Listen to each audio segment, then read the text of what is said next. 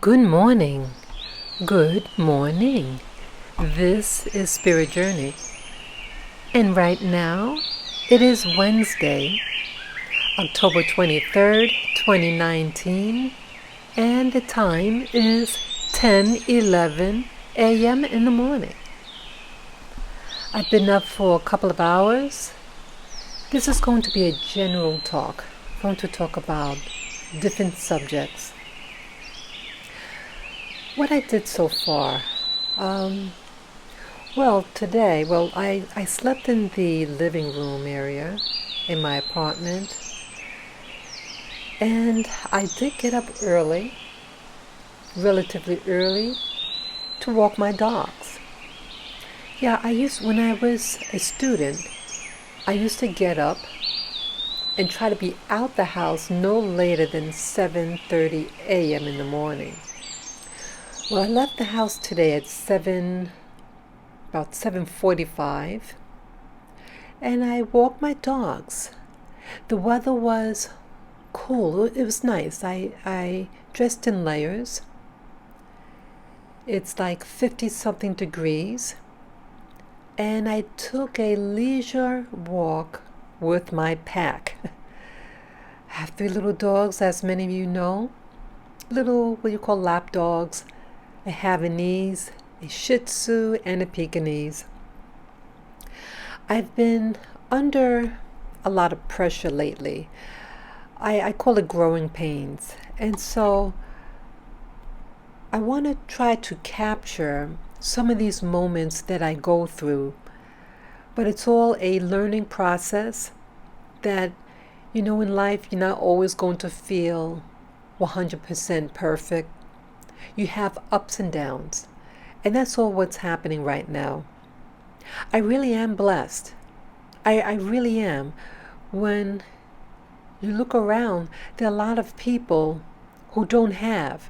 So this video, or I should say my audio file for the day, is really to share my thoughts, to get you thinking about your own life, and to share certain insights or observations that I encounter in this walk. I want to try to get up early and get my day going, because for one, I think it's a good thing to get up early so you can do more. Get up early so, the quiet of the morning, and walk my dogs, since they generally like, calm, peace and calm. And so, it's nice. It gets me thinking, getting in that fresh air, and notice the trees and everything. I like looking at nature. It's very relaxing. And so it helps relax my mind. So that's also why I want to do this. I need to relax my mind. I want to now talk about what they call the I, the letter I. I was watching a video yesterday, and it got me thinking. I've heard about this thing, about the I, about consciousness. The who are you? Okay? I think this is very important, because, we wake up, each individual on this planet, we're all born into a system. A system, I call it a program. A program based on the community you're born in, the country, the town, all layers, your family, offspring, siblings. All these things help shape you, control you. And yes, I really do believe that there is a matrix out there. Something like the movie The Matrix. There's something that is controlling outside of our full awareness. And we're brought up to think that the total awareness is your personal experiences. Let's say you're brought up in, like myself, brought up in a large city, and you experience what they call racism. Or how about you live in a family and you're the only girl? That's another reality. And so you start to experience sexism. That just because you are a female, you have to do certain things. You have to choose certain occupations. And then inside, you feel kind of rattled, like, hey, why is this? You don't really know what it is, but you feel unsettled. But you keep on going, because again, you're in the system. It's like being raised underwater. You don't realize you're wet. If you live underwater, you don't wake up and say, boy, my edges of my pants are wet. Why is it wet and clammy? You're wet all over. But once in a while, I guess when you're living underwater, metaphorically speaking, you get an air pocket, a bubble, and passes over your body. And then you start to notice the different textures or sensations now because of these air pockets, these bubbles under the water. And you start to notice different sensation / different awarenesses.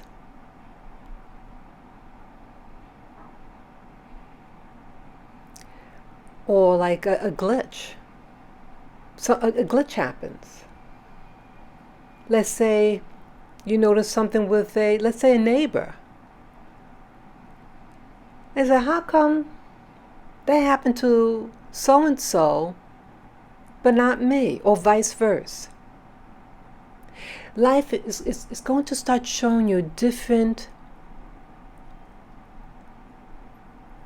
contrasts. And if you are really start to become aware, you start to notice contrasts and patterns start to form. And so we're going to start asking ourselves certain questions. And we may not even understand what the question is. Something is up.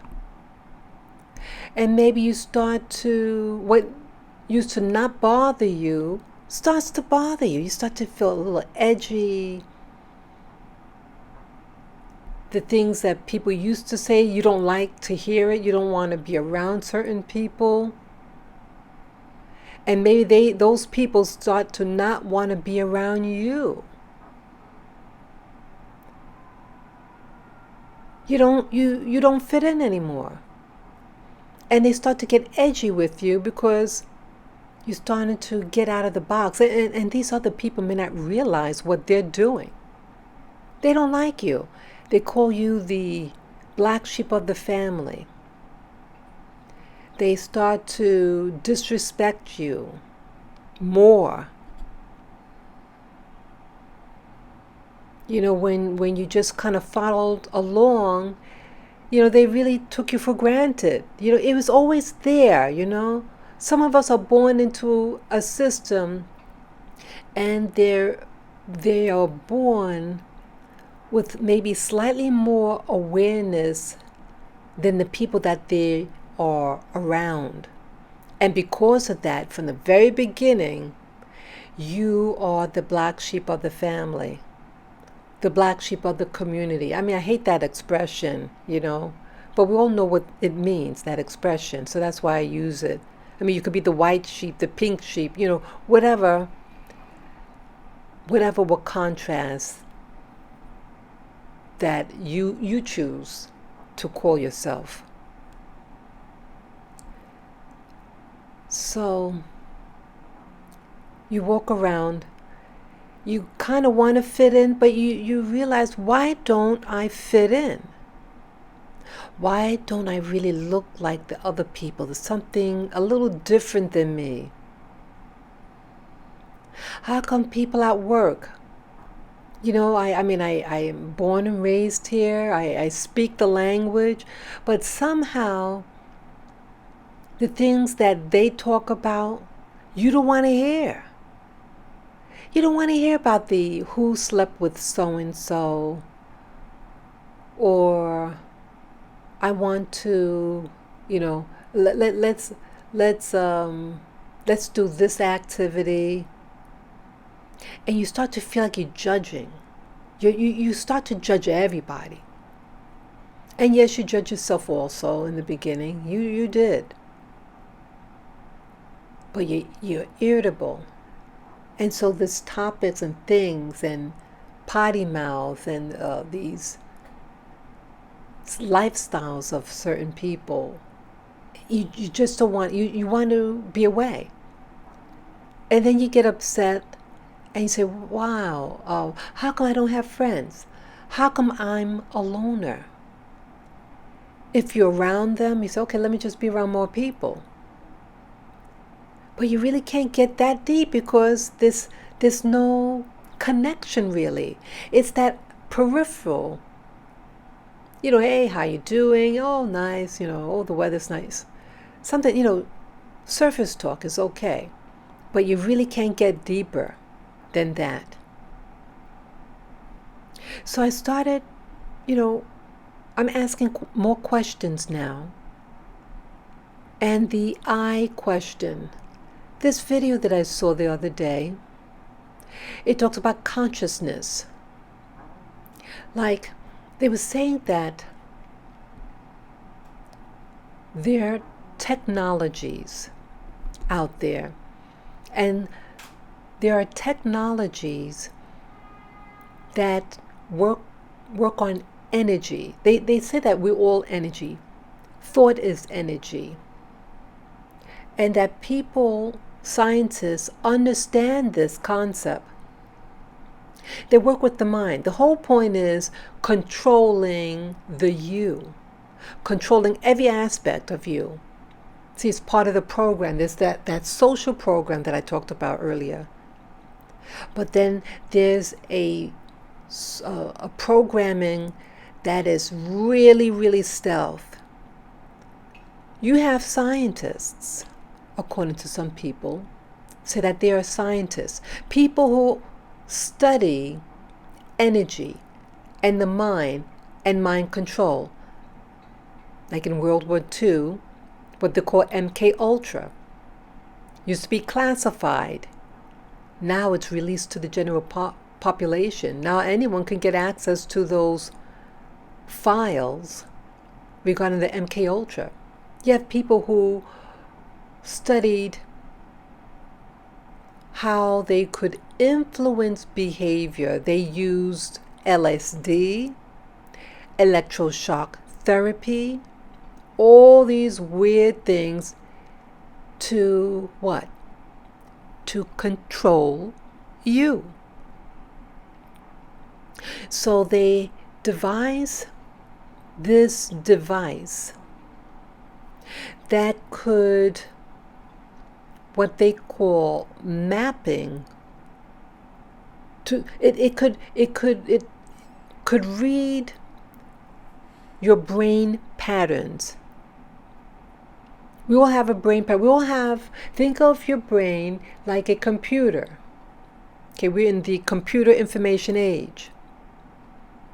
And your brain being a computer, it doesn't create anything. It just receives data and transmits data out. That's all. So it's like a deep pole, in and out, in and out. And what comes in affects your biology. It controls your activity. And so, many of you now are familiar with what they call like the Bluetooth. You have things that are wireless. Like the computers. Let's say you have the Mac computer and the iPhone and the iPad. All those devices could communicate wirelessly between each other, because again they're compatible. They're built to interact with each other. So you could download information. Let's say you went outside and using your smartphone, your iPhone, and maybe you took a tape, a video, something, and then you go home, and then you could what they call airdrop pictures, audio, video onto your iPad or your Mac computer. Things are getting all wireless. And with that information, imagine someone who understands, let's say, who is a technician, and they understand about computers, and they know that the brain is a computer. Well, they could tap information in. They can also read your data. They could like you ever edit a video, a voice wave. Let's say you're doing an audio file and you want to edit, so you're like a sound engineer, and there are different patterns. It goes like up and down, like a wave pattern. And when you talk into it, and let's say you make the wave pattern big so you can see the pattern clearly, you can start understanding what those patterns mean. Let's say the word the or street, and you see what the shape of the pattern looks like. So you can get to a point where you don't even have to hear the audio. You just read the wave file, the wave pattern, what it's saying. So the same thing with the brain. They're wave patterns. You just translate those wave patterns onto a piece of paper as it's going along. Like when they do those I think call it EKGs, and there's a paper and this pen, and then the thing goes up and down to read the brain waves or even the heart waves. Those are all waves, and it's communicating something if you understand how to read it. So imagine the brain being receptor and receiver. So these scientists now know how to read those patterns. So what does that mean? That they can read your mind. You could be thinking and it's reading your mind. Not only that, they use the term like brain pattern, and that a signature, a brain signature, and each one of us have our own brain signature, like a thumbprint. Each of us have different thumbprints. Some of them might be similar, but it's not identical.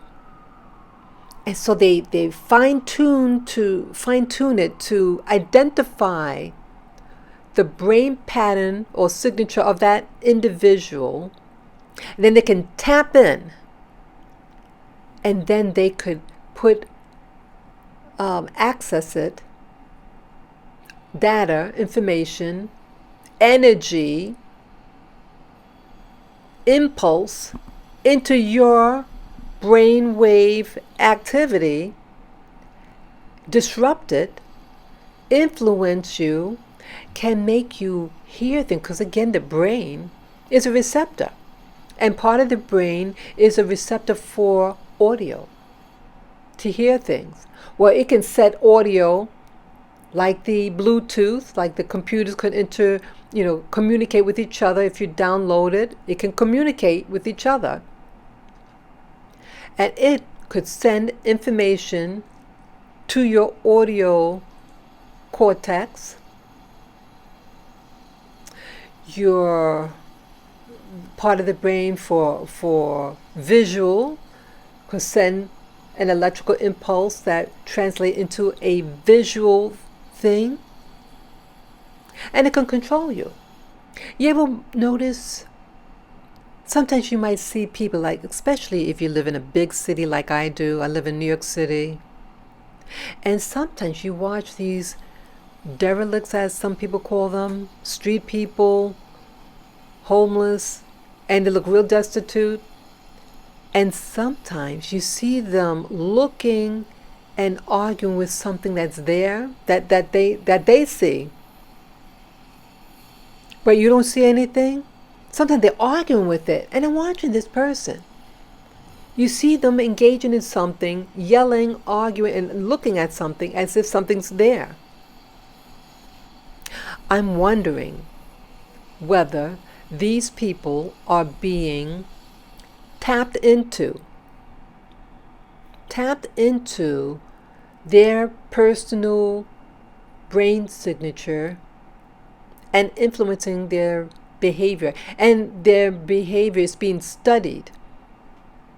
Some of these videos that I've been watching said that some people are studied over time. It's like what they call the targeted individual, that genre.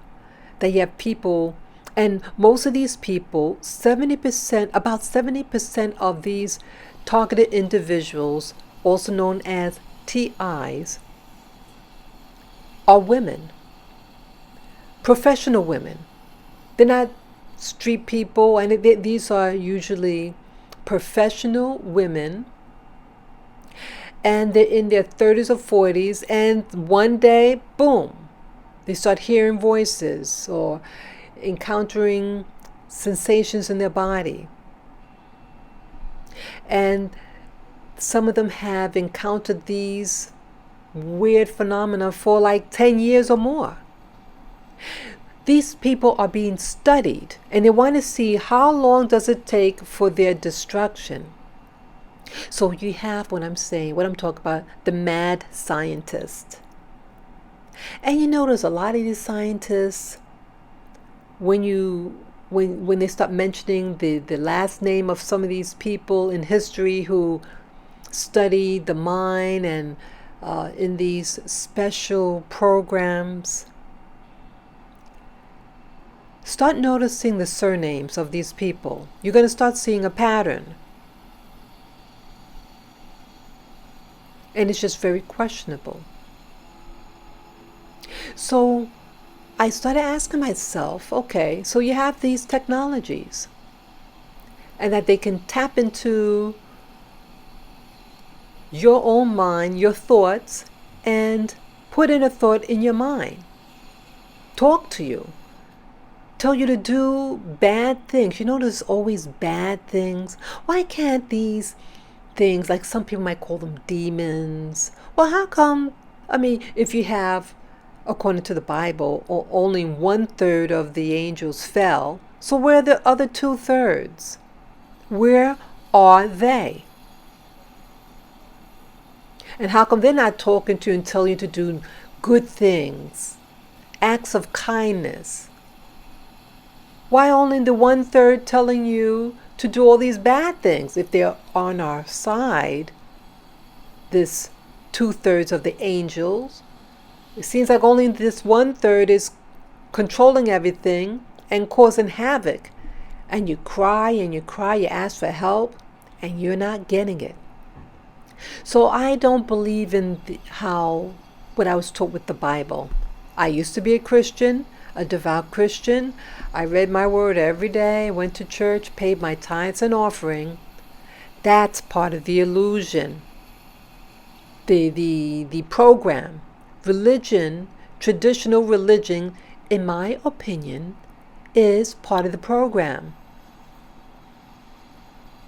I don't know how a God could say, I'm coming back soon, and you die, so that person never received that promise.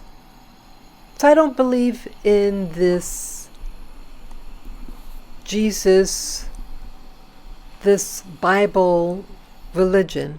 But there are many good things one could learn about the Bible. Some, be nice to people, all that flowery stuff. But you notice those people who are in power in religion, you notice how wicked they are, and you notice that they seem to be preoccupied with sex, with having sex with vulnerable women and children. You notice that? In one of my recent videos that I put up, that this Catholic church in, I think, Idaho went to some national forest,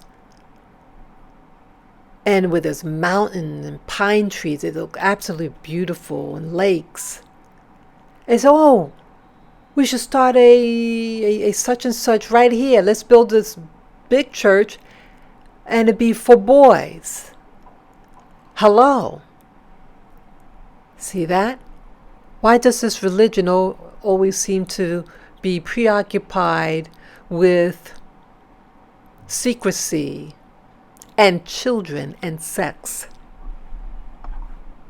I was watching a video yesterday. You had these young people. It was on this paternity show. Find out who your daddy is. And these people, they're adults, young adults, and they're having sexing it up in the church with church members. It was disgusting. Why is this? Why doesn't religion bring holiness? There's nothing holy about religion. So either way, about this I and consciousness, so I started asking myself, well, if everything has to do with energy, and you could mimic the mind, these technologies could put thoughts in your head, and you think it's your voice, because again, they mapped out your brain signature, and we have thoughts. Some of our thoughts are ours, but they can mimic your thoughts. They can make you hungry. Say, hey, I want a pizza. Hey, I want to go and, go out with that guy or girl. Hey, I want to do this for a living. I don't feel like getting up this morning. They can make you think that it's you, and you just fall right in. Because, see, again, we're biochemical. That it's the biochemical energies that animate our physical body. We are nothing more than a machine, a computer, an AI. We are a computer. And this consciousness that we call I controls this domain that we call our body. But things are getting sophisticated now. And this energy that can mimic our thoughts enter our skull. They use low wave frequencies, microwave frequencies, and go right through your skull, painlessly alter your thoughts. And sometimes some things could be a complete takeover. Think of it as a house. You have a house, you have belongings inside that house, you have a sophisticated security system. Well, as you see, some houses get broken into. You get more and more sophisticated tools that can break into sophisticated security systems. They could come in, rearrange your stuff, but if they want to harass you, yeah, I come in. I'm letting you know that I could come and go anytime I feel like it. Rearrange your furniture, take food from your refrigerator and leave. And then when you come home from where you were, you see that things are amiss. food taken from your refrigerator. They could put even, dirty dishes in your sink. Let you know, yeah, I was here, all right. That's what's happening, I think, according to some of these people that give this information over YouTube and other social media. They have this power. So let's say you're sleeping. Someone may be tapping into your energies when you're sleeping. Maybe they can put in certain types of dreams in your head. Maybe they can make you walk in your sleep. Maybe they can have a complete takeover over your mind. Some people call that possession. What about what they call the, what do you call it? Dissociative identity disorder? You have a different personality, different identity, same body, different personalities, multiple personalities, like the movie Sybil that came out some years ago in the early 1980s. What was that all about?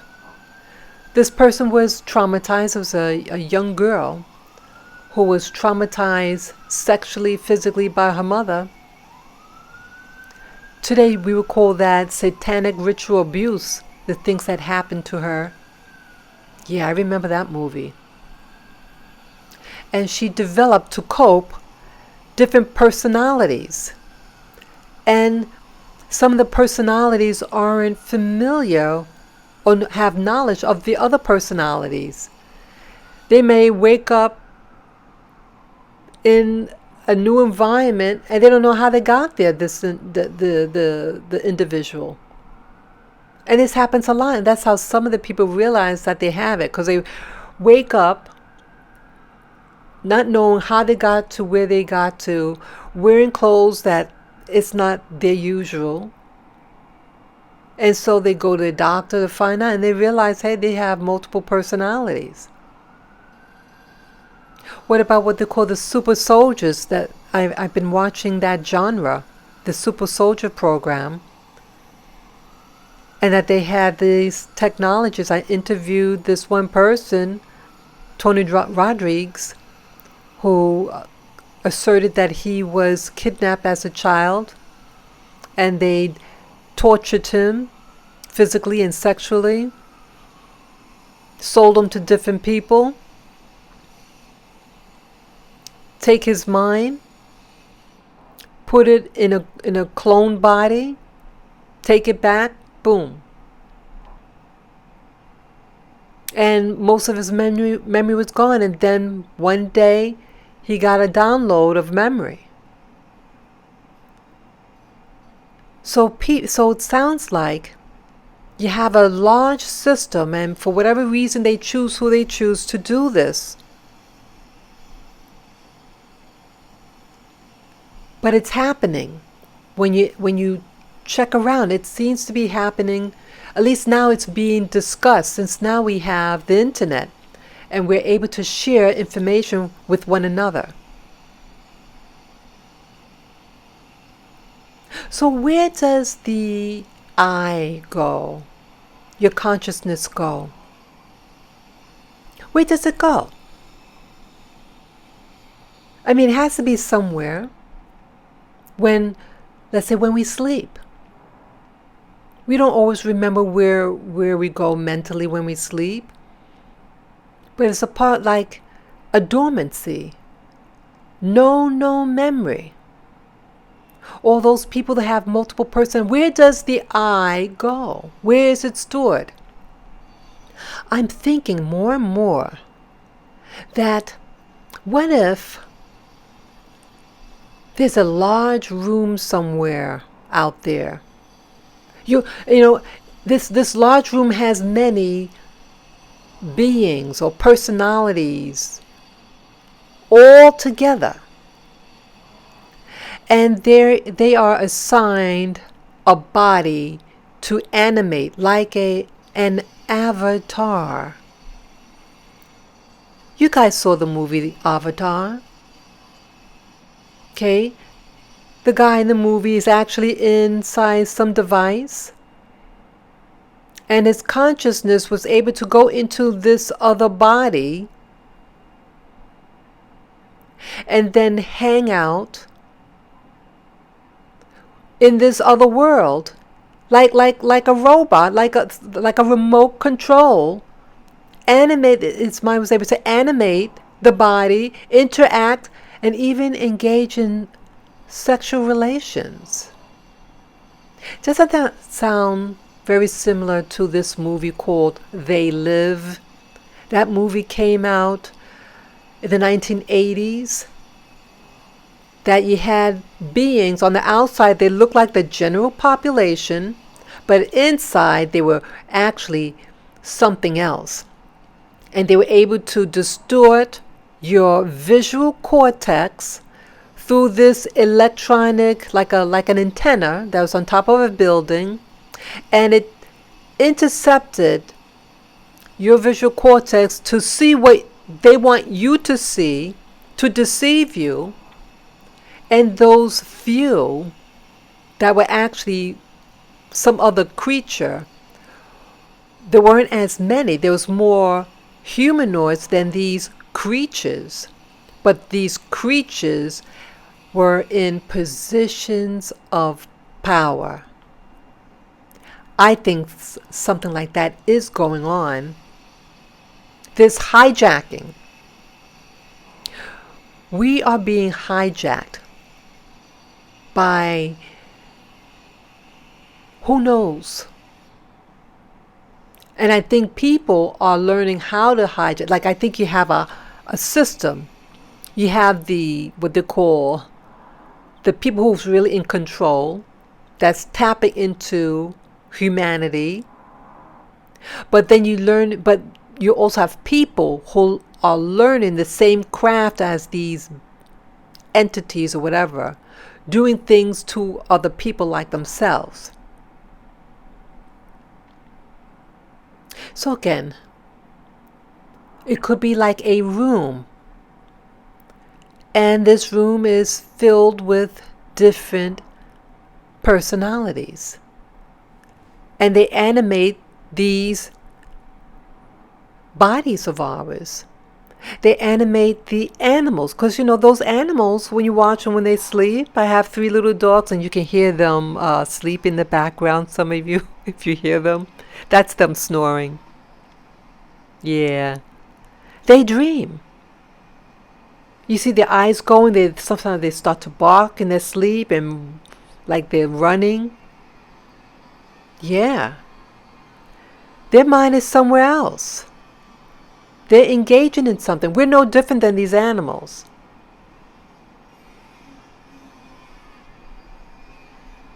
And so where does this I go? Who is the I? Who is our consciousness?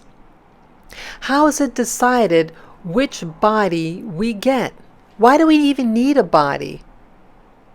Why can't we just be spiritual, spirit energies? Why are we trapped in this body? I don't know why. It seems like a waste of time. But it's not a waste of time because it's an elaborate system. I'm looking right now out my window. I live in a big city and looking at all these high rises. It's very important to these beings to set up this social system. They keep building more and more buildings. But in the process, there's more and more poverty, and you also have more and more people with money. It's a system, and it's like it wants to regenerate itself, going on and on and on. Can't figure it out. Let me talk about something else now. I think it's all related. That, see, in this matrix system, it's all about, they want to keep your focus off certain things or on certain things. It's a distractant. And I noticed, like, over YouTube, Like you notice, like I've had my channel for several years now. It's growing slowly. It's slow growing. I have been told by some of my subscribers that they stopped getting notification even though they subscribed. And these are savvy YouTubers, these individuals that I'm thinking about. They know about clicking on the bell. You know, you press the subscribe and then a little bell shows up and you click on the bell. So you get all notifications. It's like, where are these people going? Yes, of course. Some people, move on and, you know, they get other interests, and that's fine. But I started asking questions when I noticed like certain topics, and I'm sure this one is going to be the same thing, that they limit your ability for monetization. They say not suitable for most advertisers. Okay? And they've already pulled two of my videos earlier in the year. I think it was in April or May they did this. Yeah, they did that to me. But I'm starting to notice something. Those videos that really, wow. I learned of a young man, a teenager, 18, who had reached in the millions of subscribers. Millions. And what they do. Now again, this is not a put down to anyone who's successful, and a teen at that. And it turns out the people who support his channel are 10 and 12-year-olds. And I'm thinking to myself, why would a 10 or 12-year-old watch the type of content he does? I would think someone his age or old, young adult, not children. So, again, you have the algorithms over YouTube, and these algorithms allow for how much they're going to suggest certain videos to viewers. They may encourage some videos out there. They make sure that the bulk or certain demographics get certain content. And then some content, they say, no, we don't want people to get this content. So, they're going to minimize it. They might first give you the warning, we're not going to monetize, or not suitable for most advertisers. Or they might just say, hey, you're hate speech. So it's a censorship through this social media that I'm on right now. And so they are indirectly with this algorithm. What's the outcome? The outcome is heavy play, showing most, appealing to 10, 12-year-olds, getting them confused. See, right now, they want you to be mentally confused. This is part of the program. Okay? And that's why they're being promoted. They want certain people to think a certain way so they become confused. And they're using this individual. See, again, kids like fantasy and play and, like it's a play, a costume. So I think that's what's appealing to them, that the make-believe, the fantasy of what this person is doing. But this person, it came out what this person was doing. And they were using their popularity to assert its influence over people who don't think like him. And when it was said that They don't care that that person is not of the same mindset, that they're a YouTube celebrity, and that they're going to make that person as they are. So if they can do that to another teen that he or she came in contact with, can't they also do that with the little boys and little girls, the 10 and 12-year-olds who are watching? Huh? It's all implied. Make them, those little children, just as that teenager is. Confuse them mentally about their identity. See, when you have control over someone's identity and make them believe that there's something else, that is mind control. And that is being promoted through the algorithms, through making sure their videos get heard, making sure that their subscribers get their videos when it comes out. You know? So it's promoting and demoting. But those people who want to awaken others, their content isn't shared. Their contents aren't given the monetization as the others. So you become poorer than the other content developers. So social media is no different than what happens in the public. When you go out, let's say you're looking for a job. Well, if you're a certain type of person, they will not hire you. If you're a certain type of person, you cannot live in certain locations. If you're not of a particular club, you cannot even be a member of certain clubs. It's a network of control. And they're telling you, letting you know, you're not allowed. You're an outsider. We don't want to promote you. We're going to promote others, and we're going to demote you. We're going to pay you less money. So again, less money means less ability to have the type of lifestyle you want to. Let's say you need money to education, money for healthcare, money for food. So you get the scraps. You can only afford the scraps. While the others who are promoting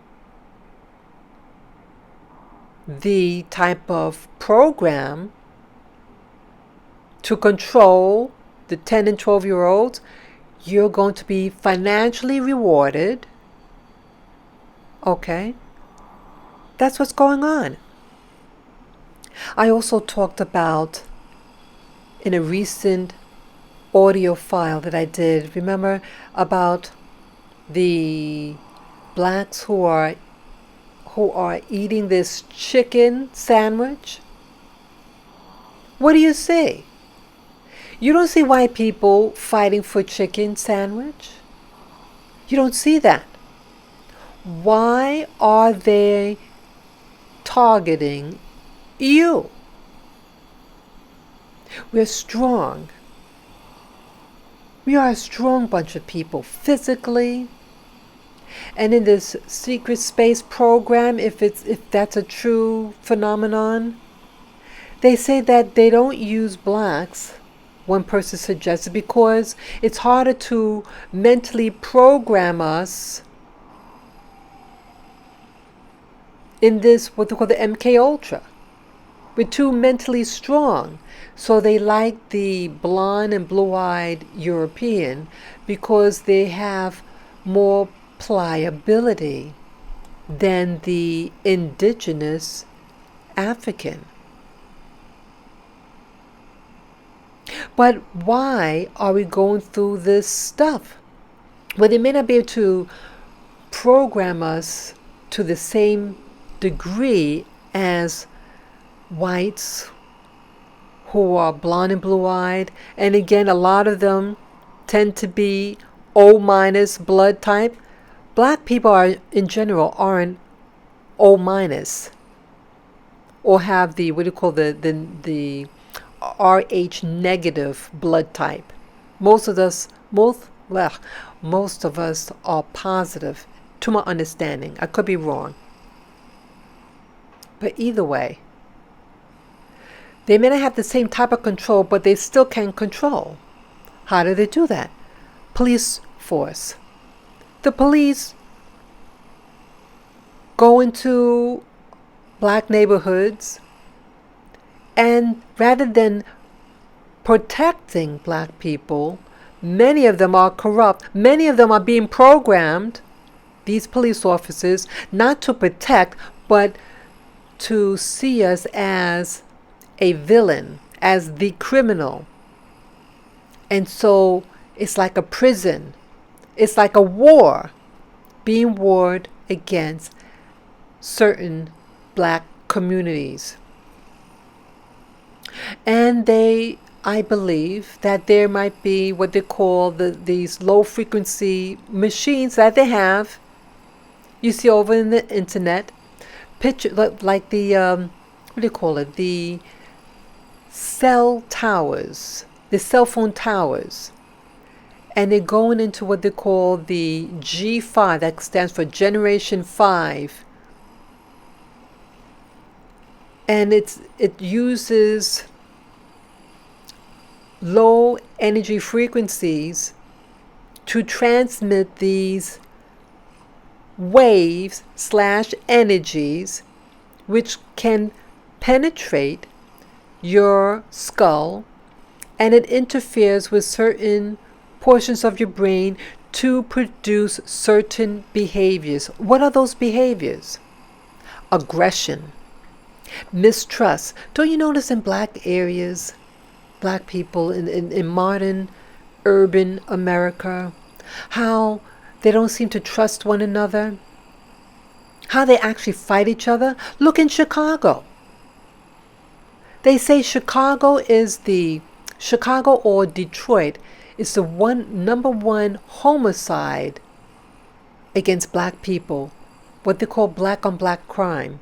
We're being taught to distrust ourselves.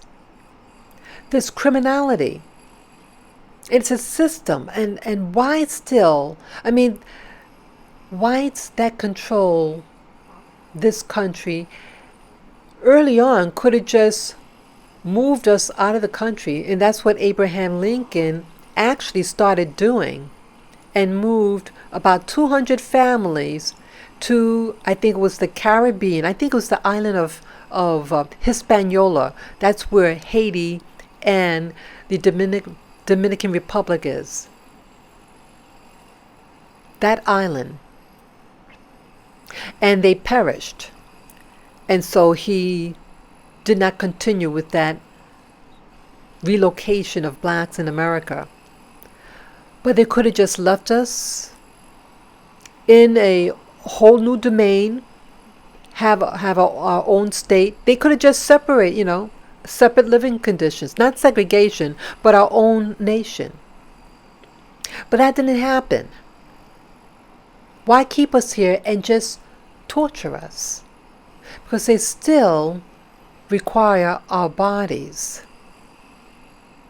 But you have now all these technologies. You have computers. You have, they even bringing in people from all over the world to work here and doing something. So I don't fully understand why it's a mental harassment that they're doing upon blacks in America. Now you could be black from, let's say, other parts of the Americas and come to the U.S., but you're treated a little differently. They're given some leeway, but especially blacks who are brought directly here as captives are the ones that are really, really targeted. And I don't understand why. It's not needed now. It's not needed. You have technologies, things, I mean, free energy even that's being developed. But they want to hide it, the system. Yeah, it's really something. So I think, when you start analyzing and looking in certain communities that there's a behavior, it's a behavioral pattern that is established, and the aggression, the depression, and the mistrust, and the infighting. They're fighting in the black schools. Fighting. Now, they want you to think it's because of our color. But the term black or black people is a code. So I want to emphasize that to the hearer of this video. Black people is not a genetics per se. Black people is a code. C-O-D-E. Code. It's a code name.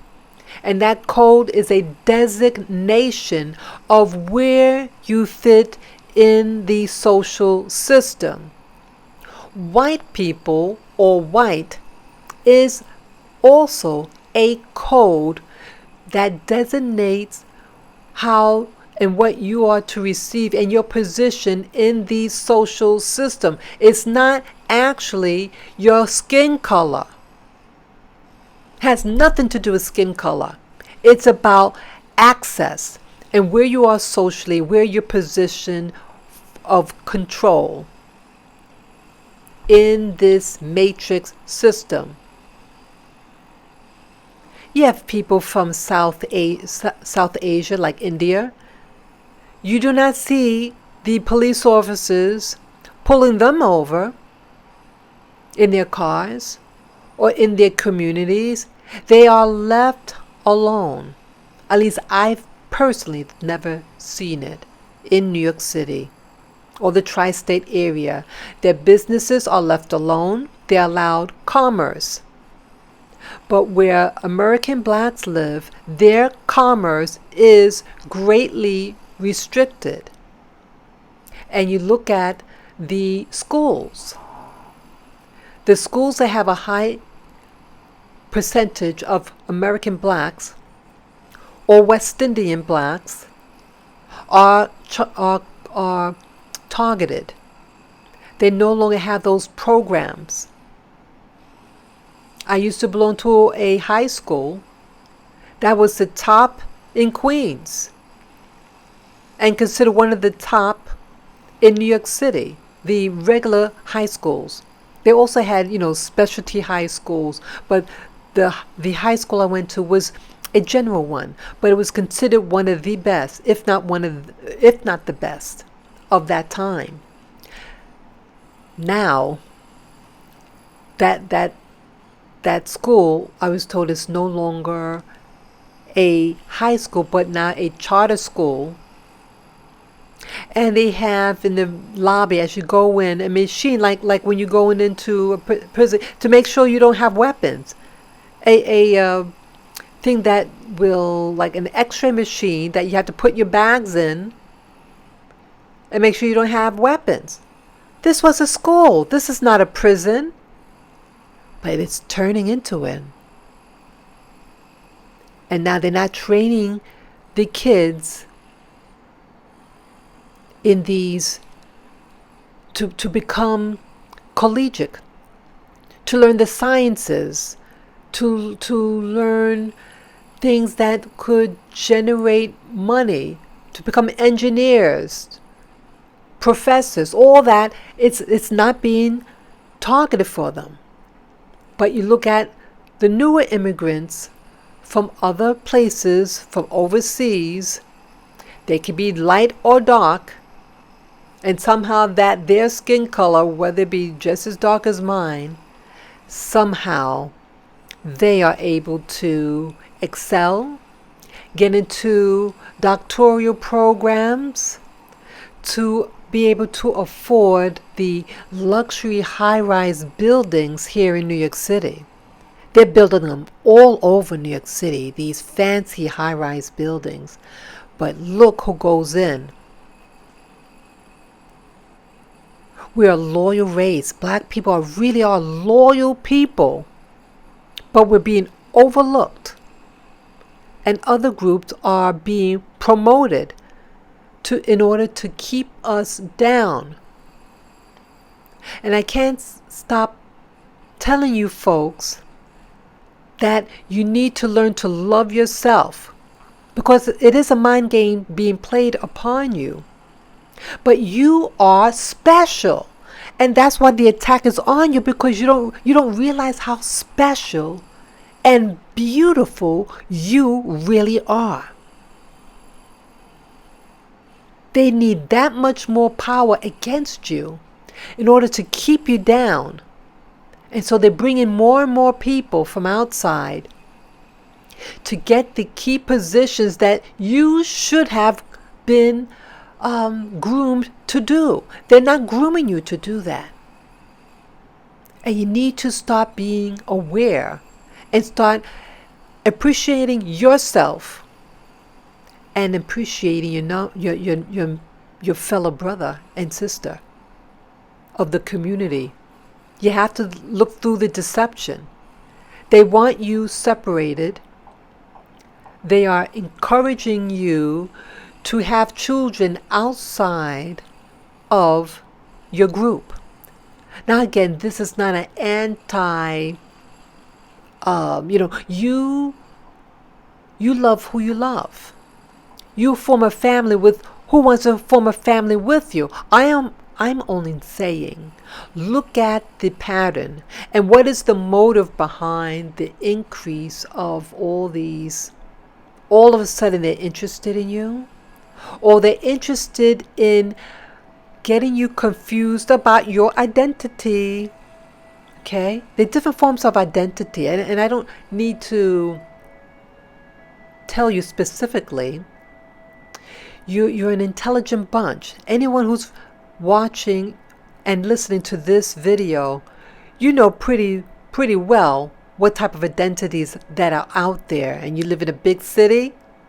What's being promoted? You see what's being promoted. As I made mention earlier, that YouTuber who's got in the millions, he at one time had 18 million subscribers to promote what they wanted to promote, and to influence and to confuse the identity of 10 and 12-year-old children. Well, there's racial identity. They want you to confuse your racial identity. That's a biggie. If you can confuse someone's racial identity even, and who really is historically your enemy, and you start to think that they're your friend and that the other is your enemy, so it's another way of controlling you. So they don't need to put white sheets over their head and with horses and shoot you anymore. They don't need to do that. That's the dirty way. They use mind control and make you not desire your own, and make you hate your own. And then you have a kid outside of your group.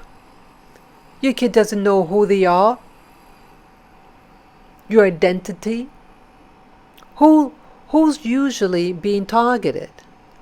The black male is the one that's usually being targeted.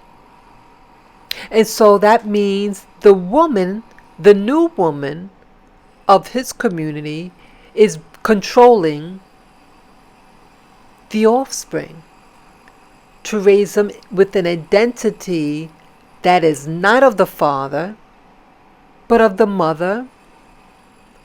And so the child is raised to think that it belongs to that new community.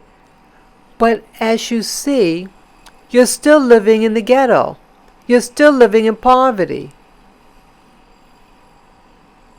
And you're not fighting to maintain your true identity. And so that is how they're controlling you. They're controlling you inside your own home with these type of unions. Again, this is not a bashing about being involved with someone of a community outside of your own. You fall in love with who you feel like falling in love with. If they love you and you love them, so be it. But just be aware, is it a trick? Is it part of a system in order to wipe out your identity so you give up the fight? You give up fighting because you think you're part of the new system.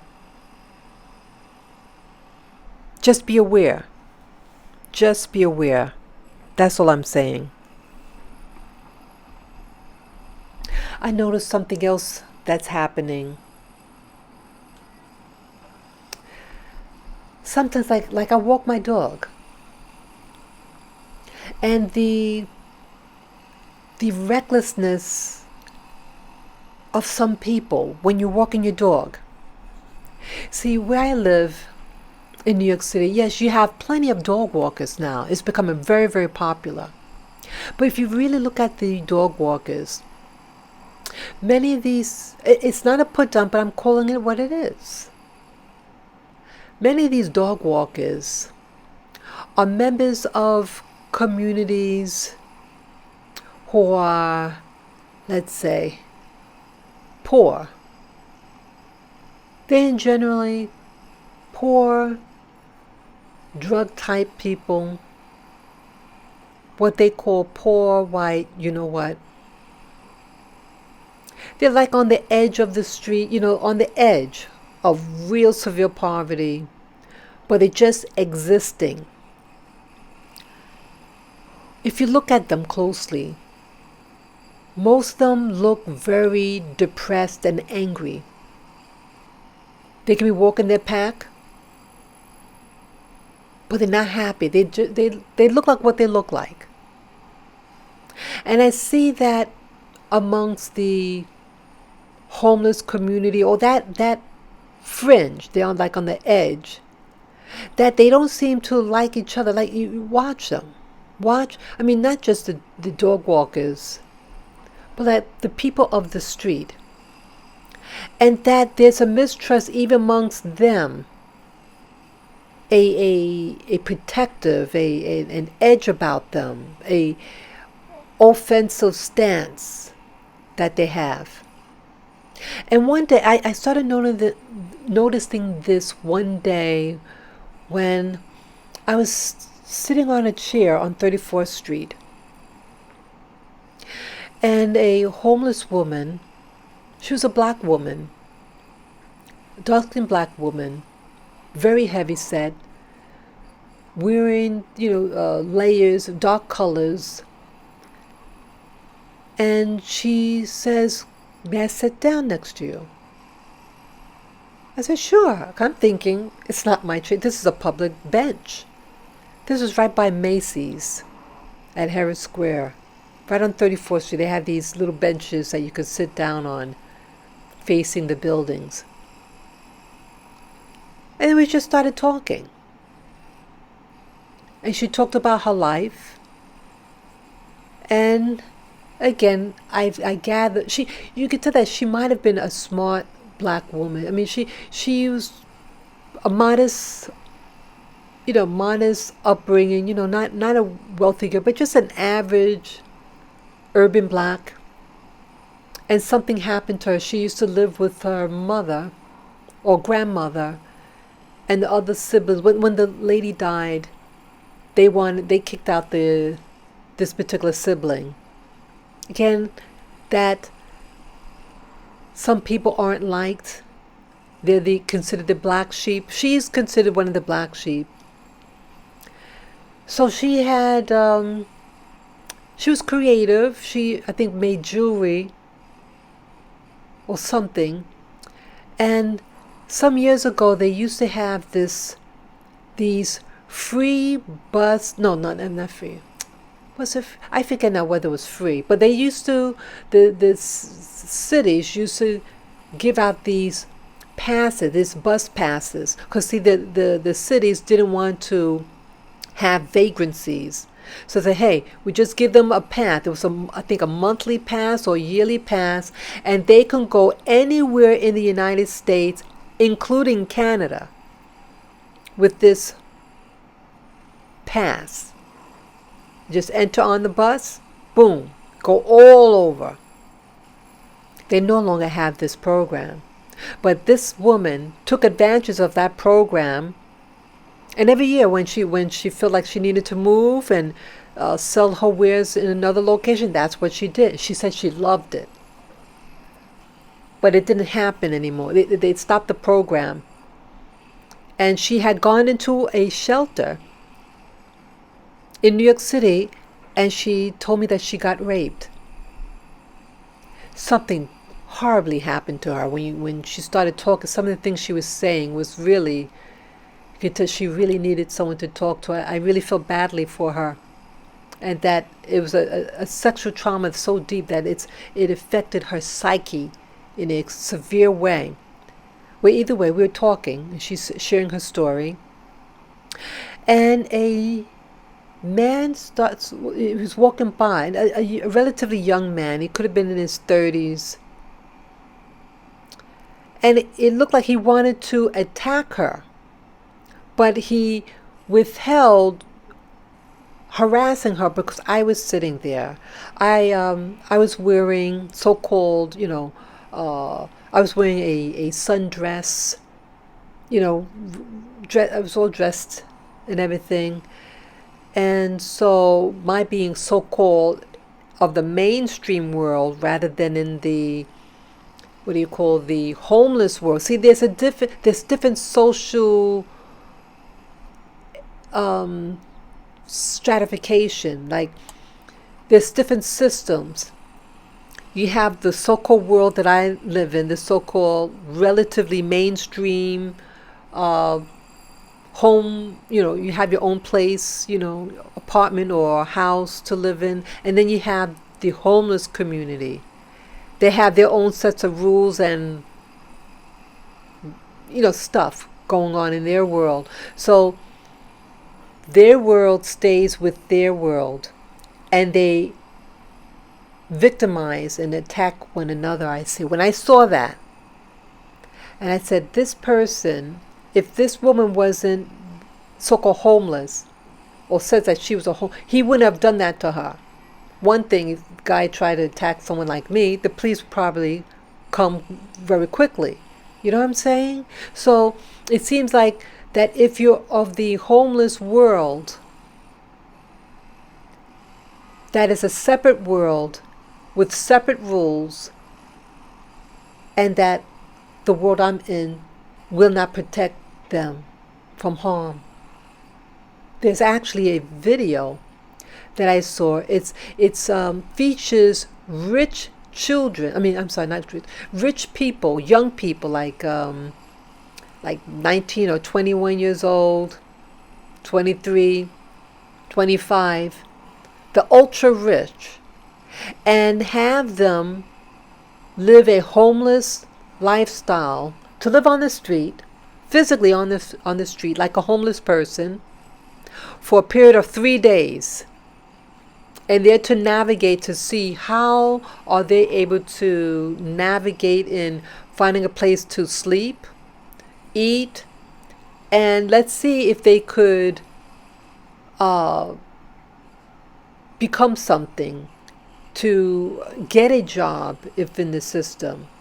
And so they learn firsthand what it's like to live on the street and what they learned. So it's a different world out there. It's a different world.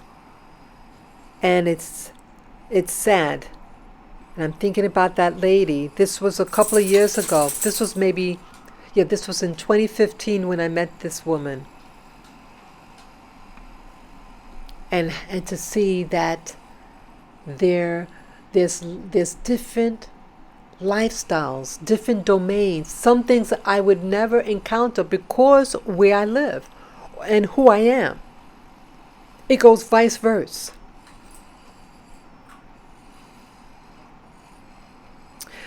So these are so many obstacles. I want to talk about this one other thing about some of the things that I've been seeing in my meditation world. What I've been seeing. Again, I think I'm going to talk about this because again, it's about awareness, perception, and again, about different realities. Again, for those of you who are listening and got this far in this audio, that when I wake up in the morning, or from dreaming, I keep my eyes closed. I don't open my eyes, and I just relax there in my bed or wherever, or the sofa, and I'm just looking behind my eyelids.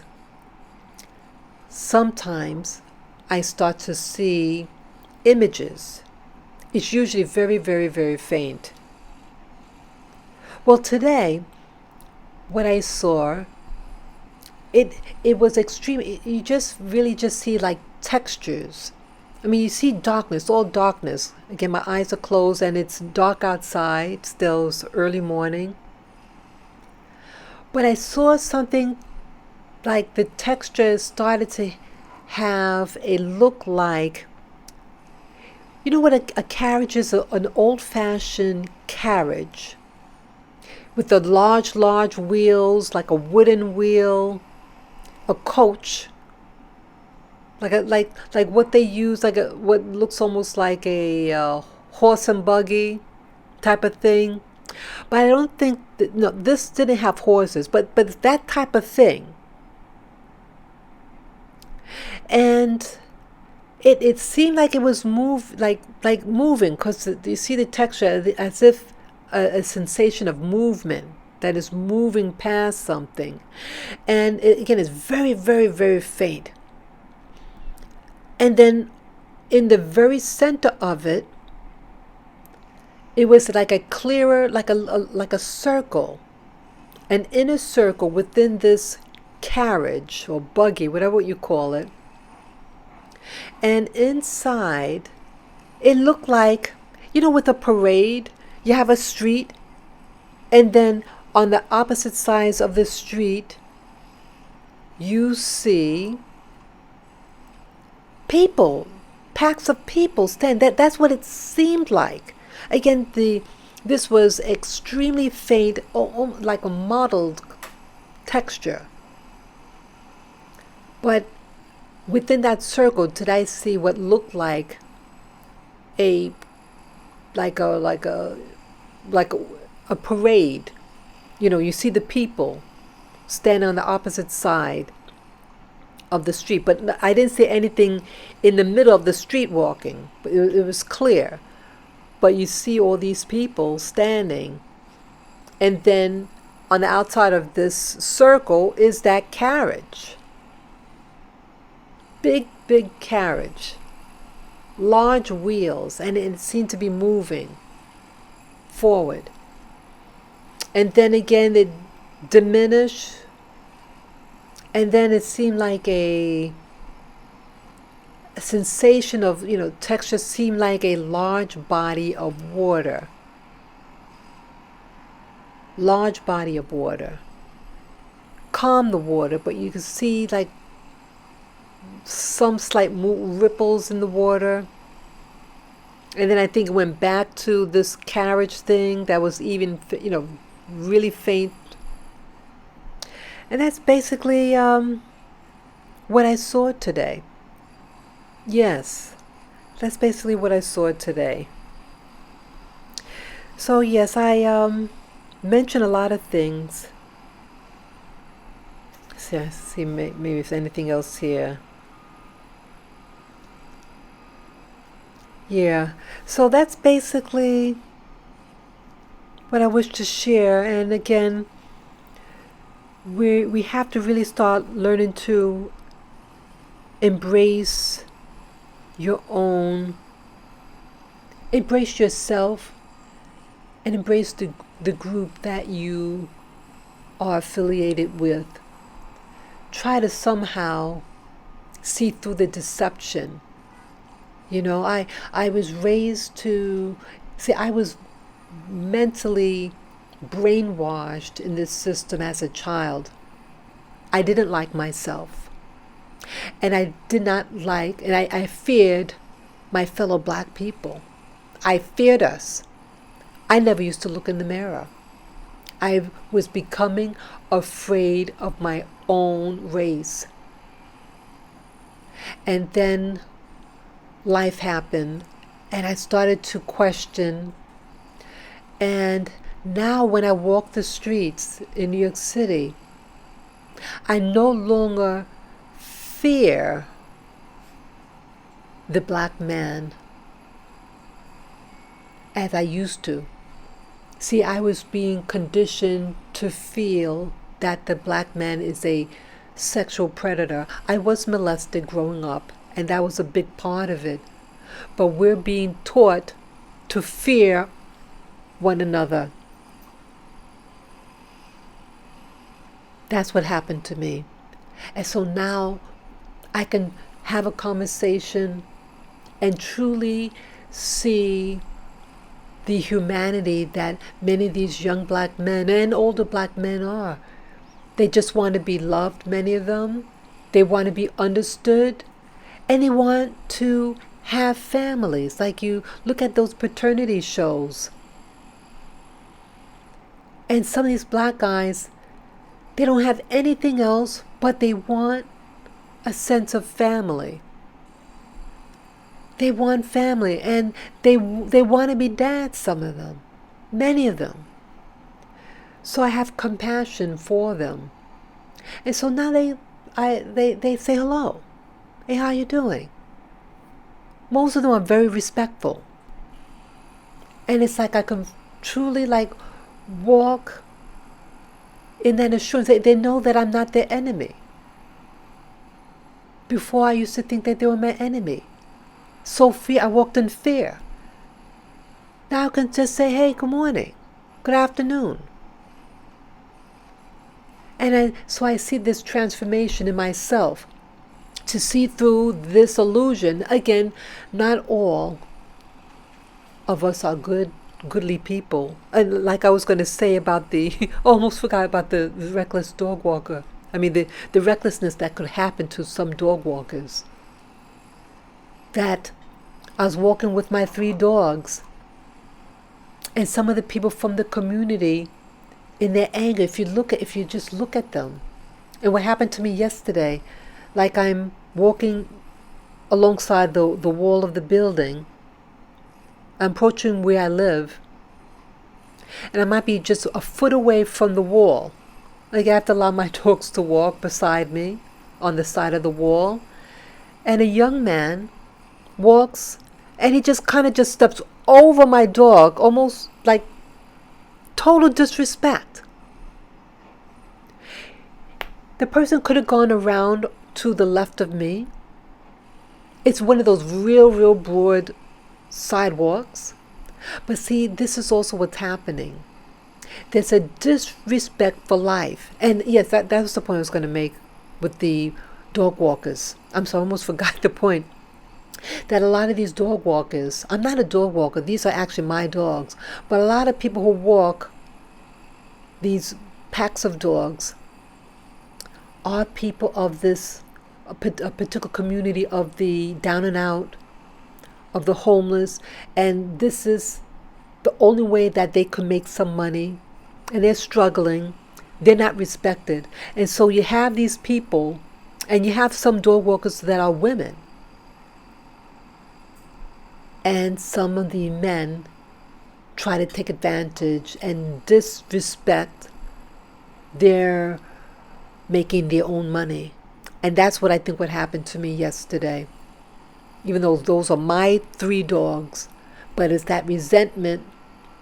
Like, if they think you're from a particular socioeconomic, they're going to somehow, in their own way, try to deprecate you trip over your dog, step over, mess with your space, your personal space. And they do this.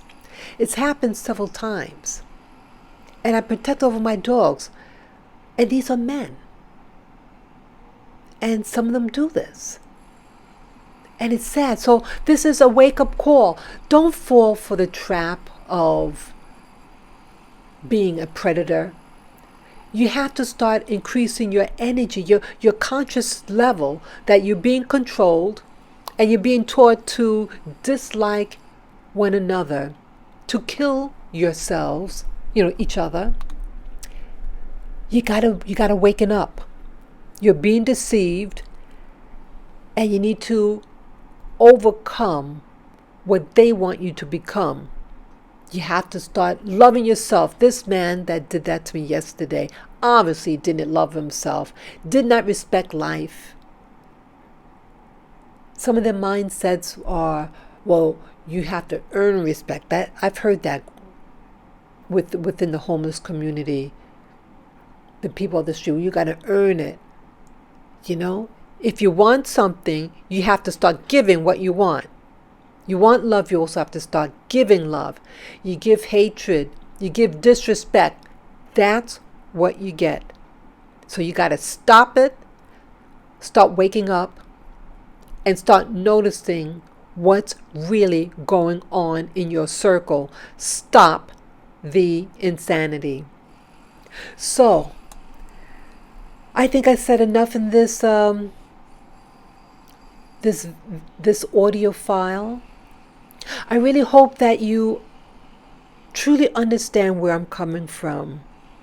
This is about you all waking up and start, firstly, getting in tune with yourself, loving yourself, communicate with yourself, start going within. Because when you look out so much, it deceives you. It gets you caught in the vortex of control, of self-hatred, hating your neighbor, committing acts of violence against others and against yourself. Let's stop it and start treating your body, your soul, and your spirit with gentleness and kindness. And maybe one day it would feed you back royally